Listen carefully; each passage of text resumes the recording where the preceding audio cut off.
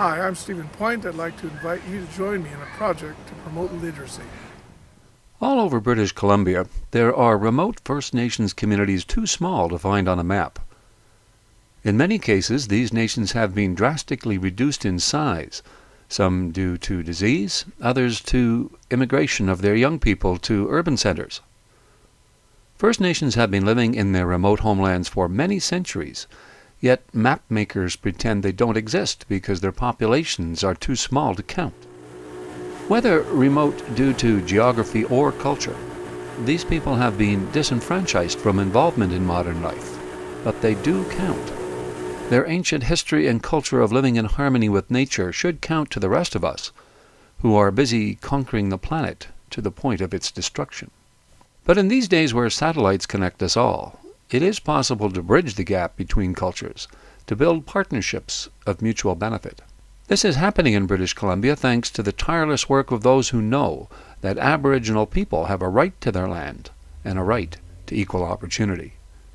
This is the Right to Read project. For a long time, I think there's been a tremendous gap between First Nations communities and the rest of the people.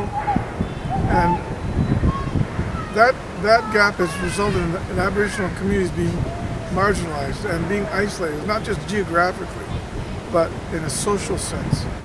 His Honour and aide-de-camp Bob Blacker have been visiting remote First Nations communities, thanks to the assistance of the Coast Guard, RCMP, and Rotary clubs of BC. Literacy is huge. If you cannot read, you cannot write, you're not going to get a job and you're not going to get money. And it's just this vicious circle brings along low self-esteem. How this came about was the speaker, Bob Blacker. He came to the club maybe about a year ago, and David Taft, who belongs to Britco, he called me and says, I have a module to give you if you wish to have it. As it is, we have some legacy buildings from the 2010 Vancouver Olympics, and so we were able to take some of those buildings, in this particular instance, this one. That was a commentator booth, and we retrofitted and have turned it into a library. Well, we already have a bunch of books. We've gotten them from the local library system. People have donated them. Also, we have funds that have been donated to us to give to the First Nations to buy brand new books. The partnership has been marvelous, actually. We started with one building. After delivering it and meeting the people on site, we were so moved by the people and how they took it, we decided we have to do more. And so we changed from one building to now we're committing to 6 buildings, most of which will be delivered this year. Welcome to Glasgow! At Glasgow, near Williams Lake, the Tusi Band of the Chilcotin Nation has formed a partnership with Williams Lake Rotary. It came on really quick. Seemed like the trailer got here one day, and then the next day they had it set up, and the next day we had the grand opening. Thanks to the donation of a trailer from Britco Structures, the band now has a new library and community centre. Britco can't do this all alone. Our role in the project is to supply the building.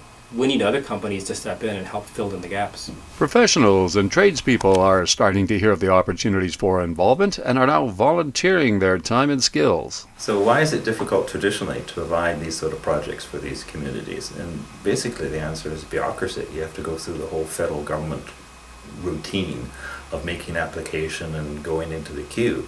Whereas the beauty of these sort of projects, this is just community based, it's a bunch of people and we just get it done. And it's a success.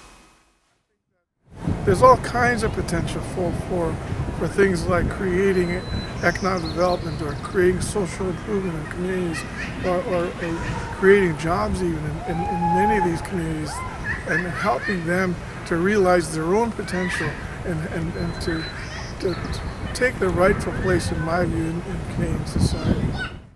Building partnerships with First Nations communities can lead to all sorts of new opportunities. For instance, the UBC School of Dentistry is now involved. We really believed it was important for the faculty to get into the community and do more for people in need. And it's always important to go to the people because it's difficult for them all to come to Point Grey. Currently, Rotary clubs in BC have created over a dozen partnerships with First Nations communities around the province, and dozens more possible partnerships are being arranged now. Skilled tradespeople, professionals, and volunteers are encouraged to become involved, and donations are gratefully accepted. Thank you for all the books, and we'd sure like to have more.